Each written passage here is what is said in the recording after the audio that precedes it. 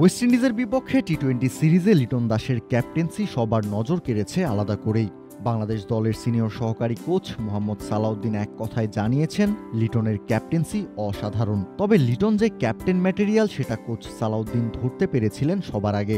জানিয়েছেন বিপিএলে লিটনের সাথে কাজ করার অভিজ্ঞতাও। কুমিল্লা ভিক্টোরিয়ান্সে তার হাত ধরেই ক্যাপ্টেন্সি পেয়েছিলেন লিটন।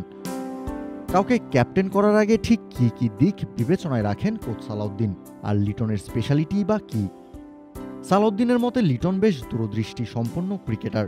সে ম্যাচ রিড করতে পারে, এমনকি একটা ম্যাচে ৩-৪ ওভার পরে কি ঘটতে পারে সেটাও আঁচ করার সক্ষমতা রাখেন লিটন দাস। কথা যদি বলেন, আসলে এটা খুবই অসাধারণ। আমার কাছে মনে হয়েছে যে গত বছর আমরা হয়তো কুমিল্লাতে লিটনকে ক্যাপ্টেন প্রথমেই দিয়েছিলাম, হয়তো এই নিয়ে আমাকে অনেক কথা শুনতে হয়েছে।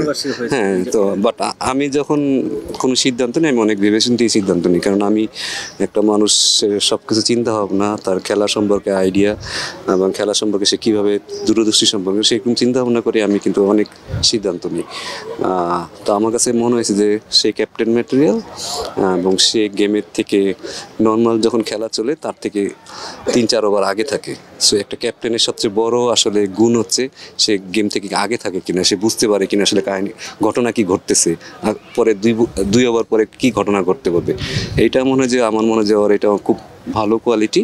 লিটনের ক্যাপ্টেন্সির মুনশিয়ানার কিছুটা আঁচ করা গেছে ওয়েস্ট ইন্ডিজের বিপক্ষে টি-20 সিরিজের প্রথম ২ ম্যাচে। কেননা স্কোরবোর্ডে অল্প পুঁজি নিয়েও যেভাবে নিজের বোলারদের ব্যবহার করে ম্যাচ বের করে এনেছেন লিটন, তা প্রশংসার দাবিদার। এবং আপনারা দেখতে পাচ্ছেন যে হয়তো আমরা স্বল্প পুঁজিতে ২টা ম্যাচ বের করছি, এবং আজকেও যদি ফিল সেটআপ থেকে শুরু করে সব কিছু বোলারদের হ্যান্ডেল করার, তো আমার মনে হয় একটা অসাধারণ গুণ আছে ক্যাপ্টেন্সি। ক্যাপ্টেন লিটন ফ্যান্টাস্টিক, তবে ব্যাটার লিটন রানের দেখা পাচ্ছেন না, ফর্মে নেই। রান খরা থেকে বের হয়ে আসতে কোচ সালাউদ্দিনের সাথে কাজ করছেন। দ্রুতই রানে ফিরবেন বলে আশাও দিয়েছেন লিটন দাস। সালাউদ্দিনও বলছেন লিটনের রানে ফেরা সময়ের ব্যাপার মাত্র। তাকে যেটা করতে হবে, মানসিকভাবে নিজেকে আরও বেশি রিল্যাক্সড রাখার চেষ্টা চালিয়ে যেতে হবে বলে মনে করেন এই কোচ। একটু ব্যাট প্যাচ আসতেই পারে, টেকনিক্যালি ওর খুব একটা সমস্যা নেই। আমার মনে হয় যে এটা থেকে খুব তাড়াতাড়ি সে বের হবে, এবং সে আমাদের বাংলাদেশের one of the finest batsman, যে কোনো ফর্মেটেই বলেন। এটা খুব বেশি আসলে চিন্তা করারও বিষয় না, আমি এটা নিয়ে খুব বেশি চিন্তিত না।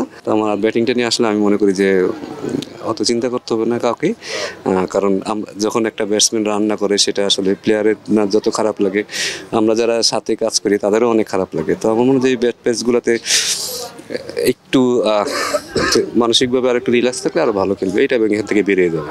দেশি কোচ হিসেবে সালাউদ্দিন ক্রিকেটারদের যতটা কাছ থেকে চেনেন, বোঝেন, তাতে ক্রিকেটারদের ভেতর থেকে সেরাটা বের করে আনা সহজ। লিটনের ক্যাপ্টেন্সি যার বড় উদাহরণ। এবার ব্যাটার লিটনকে রানে ফেরানোর মিশন সালাউদ্দিনের সামনে। এই কাজে তিনি কতটা সফল সে উত্তর সময় বলে দেবে। কাউসার শান্তু, ক্রিক ফ্রেন্জি।